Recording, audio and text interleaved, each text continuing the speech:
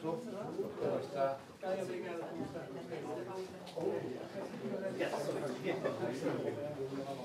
Okay, so I think we are more or less.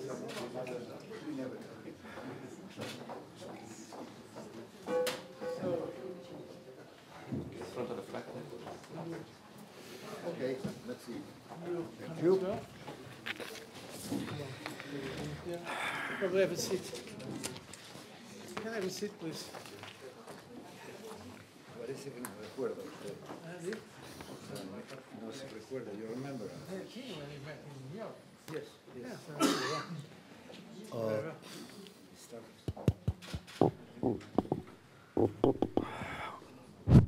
On peut commencer? Okay, merci. Dear President Barroso, distinguished guests, religious dignitaries, ladies and gentlemen, it is a great honor for me to be here in Brussels, in the heart of the European Union, together with my friend and founder of the International Raoul Wallenberg Foundation, Mr. Baruch Tenembaum. We feel very much at home in Brussels, the capital of Belgium and the de facto capital of the European Union. Belgium, as a country, has its share of rescuers from the Holocaust years. More than 1,600 individuals have been officially recognized as righteous among the nations, and some of them were identified thanks to our research work. We should also remember that the European Parliament has instituted March 6 as the European Day of the Righteous, following an initiative from our friends at Garrigou, an initiative that counts on our full support.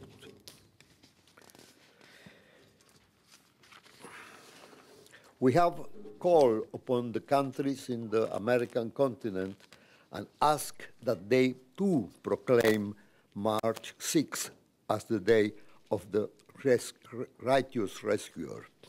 Today, we are bestowing the Raoul Wallenberg Centennial Medal upon His Excellency, the President of the European Commission, Mr. Jose-Manuel Barroso, as a gesture of personal recognition of his efforts, and to the European Commission to the unwavering commitment to human rights and legacies of Raoul Wallenberg and his likes. Our no-governmental mission organization is to research and divulge the spirit of this solidarity as displayed by the Swedish diplomat Wallenberg and many others. One such example is a noble fellow countryman of President Barroso, the Portuguese diplomat Aristides de Sousa Mendes, who as Consul General in Bordeaux went out of his way to save innocent people persecuted by the Nazis, ignoring orders from his government and eventually paying a high price for his courageous action. In the case of Raoul Wallenberg, we must emphasize that he was a hero, but also a victim. In fact, he was imprisoned by the Soviet on January 17, 1945, never to be seen again. We are committed to discover what happened to him, and in this context, we have instituted a 500,000 euro reward for any scientifically reliable information regarding his fate. We thank President Barroso and the European Commission for their invaluable support in this struggle. We know that with you, we have here a staunch ally in our quest to bring Raoul back home. Thank you very much. Thank you, Mr. Barroso.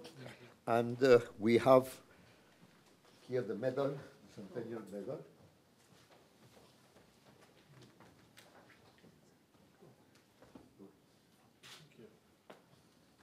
Thank you very much.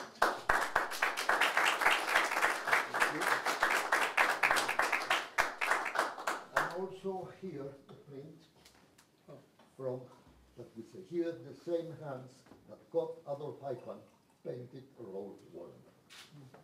So I think that it's a meritorious coincidence that this Peter Morgan. He was the painter and one person. So again, thank you very very much. much. Thank you. Thank you. So, dear Mr. Eurnekian, dear Mr. Tenembaum, representing the International Raoul Wallenberg Foundation, Excellencies, distinguished guests, dear friends. I'd like first and foremost to thank you sincerely for your kind words and also for honoring me so markedly by awarding me this medal full of meaning and of symbols. I'd like to welcome you in Brussels, as you said, at the heart of the European Union, in this very iconic building, the Berlaymont, the headquarters of the European Commission. I was also pleased to hear you, Mr. Eurnekian, saying that you feel at home here in Brussels. It brings indeed delight to the friendly character of Belgian people, but also to the tradition of hospitality and in Europe. In saying this, I do not want to underestimate the very dark side of the European history, whose your community have suffered so much. It is in reaction to that terrible time that the European idea arose and asserted itself. Those who built a Europe of peace wished never to relive the tribulations and horrors of the past. There is no doubt that anti-Semitism and also other forms of racism and discrimination has no place in European society, should indeed have no place in any society. We are a union that treasures diversity and protects the rights of individuals to lead their lives as they wish.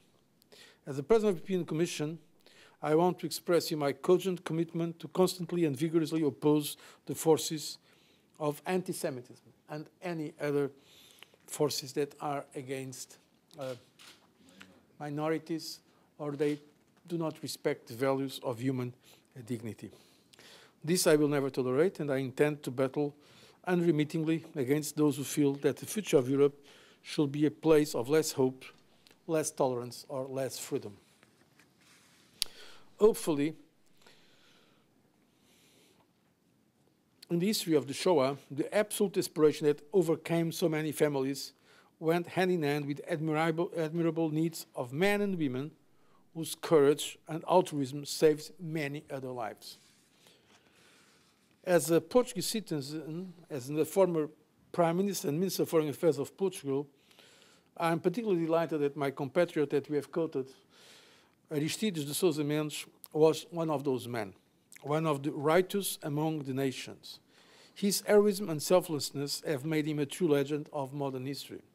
And I'm pleased also to notice that the International Raoul Wallenberg Foundation is associated as financial sponsor of the movie The Council of Bordeaux, which deals with the life and feats of that Portuguese diplomat savior. We have indeed to encourage all that is done to help divulging the story of this hero. And by the way, let me tell you that in my experience as government in the government of Portugal, it happened to me very often. Then when I went to New York and in gatherings, sometimes at the end of my conferences, someone was approaching me and saying, look, I come here not specifically because I'm interested in the topic of your conference, but because my family was saved by Aristides Sousa Mendes. Or my family could escape Europe through Lisbon. It happened to me in the conferences in New York 3 or 4 times. And shows that these memories of those families are kept after all these years.